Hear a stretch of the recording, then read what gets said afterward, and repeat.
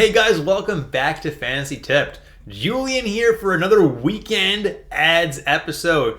You guys are probably used to Max doing these by now. He's done quite a few in a row, but this week I'll be back and doing this episode. I think Mac's going to take back over these episodes next week, but you're stuck with me this week just for this episode, guys. As usual, before we jump into the content today, please leave a like and hit that subscribe button if you haven't already. Once again, I'm so grateful that we hit 7,000 subscribers, so I cannot thank you guys enough for supporting this channel and continuing to watch my videos.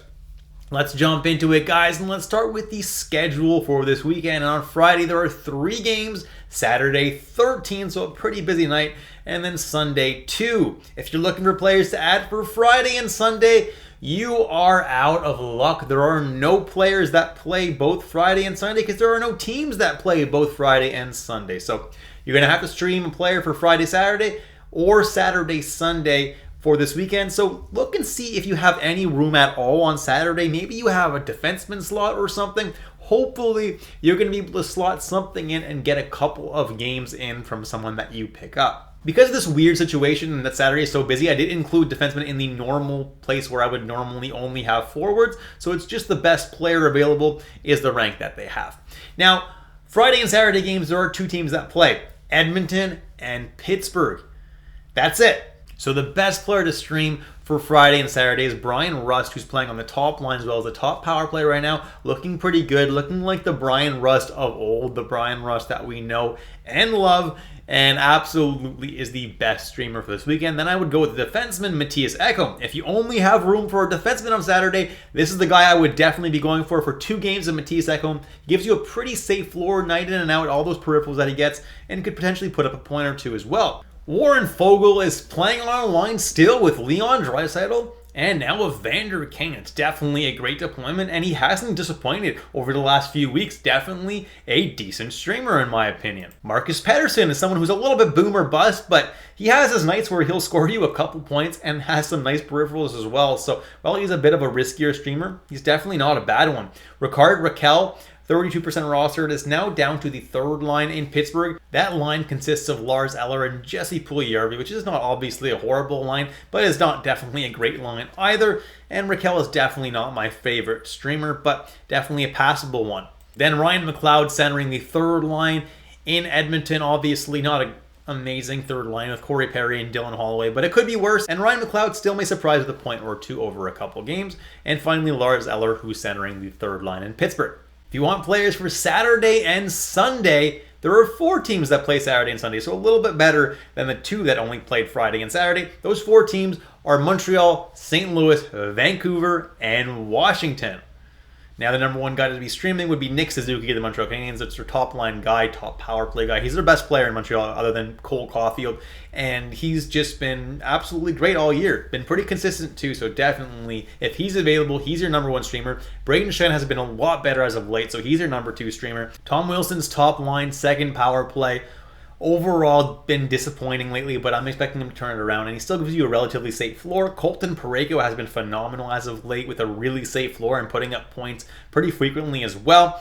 Dylan Strome at 24% rostered, top line and top power play, and looking pretty decent right now. TJ Oshie as well, not looking too bad right now. He's on the 2nd line right now with Pacioretty as well as the top power play, which is definitely not a bad deployment either. Pius Suter's playing on the 2nd line with JT Miller and Brock Besser, if you want to call that a 2nd line. Definitely a great deployment for him, and he's in a great position to put up points here. Dakota Joshua's playing on the 3rd line right now in Vancouver, and although that line slowed down a little bit, I still do believe that they can score a couple of points in a couple games here.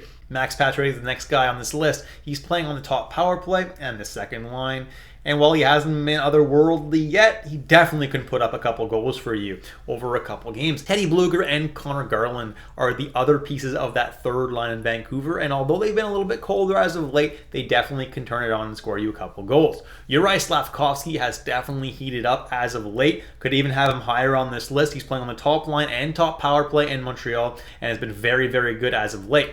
Jake Neighbor is the next guy on this list. He's playing on the second line with Braden Shen, as well as the top power play in St. Louis, so the deployment is decent. Ilya Mikheyev is playing on the top line with Elias Lindholm and Elias Pettersson. That's a good deployment for him. Definitely an opportunity to put up points. Anthony Mantha playing on the third line right now in Washington, and while his line mates aren't very good, he's still putting up points semi-frequently. And finally, Brandon Saad's playing on the second line alongside Jake Neighbors and Braden Shen. It's definitely not a bad deployment for him.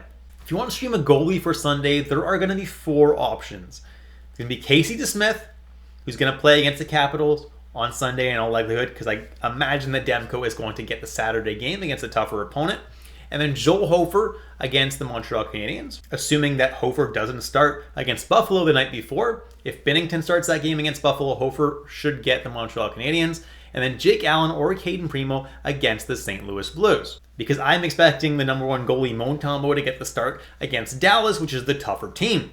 And then finally Kemper or Lindgren, whoever gets that start against Vancouver. I can't really project who's going to get that start right now just yet, but whoever ends up getting that start is the last goalie that I would probably consider streaming, because the Capitals have been very, very bad lately, and so have their goalies. So definitely my last priority streamer here, especially against a really good Canucks team, but still an option if you're desperate. Jumping into the categories league section of this video now, and if you need shots on goal, like you need to catch up on shots on goal because you're, a little bit behind, or you're only winning by a little bit and you want to make sure that you win that category, the number 1 guy to grab is Brian Rust. If you guys see, Brian Rust is the number 1 guy to grab as both a scorer as well as a guy for shots on goal. So if you're in a Cats League, Russ is definitely an awesome option. With 3 shots per game, so over 2 games should get you 6 shots. Tom Wilson, 2.5 per game. Fogle, 2.4. Raquel, 2.4. Pacioretty, 2.3. Then Nick Suzuki, Connor Garland, Torrey Krug, and Josh Anderson, all with 2.2 shots per game. You need blocks.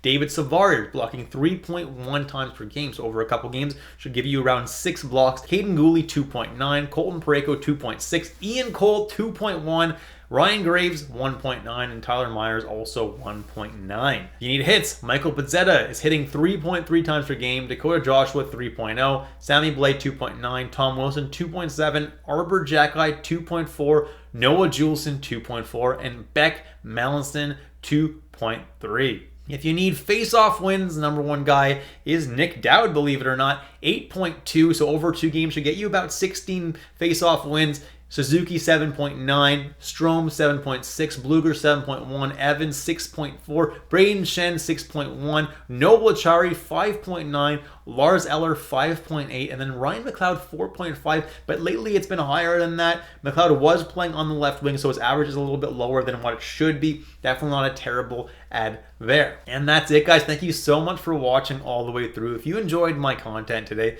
please drop a like and hit that subscribe button if you haven't already, guys.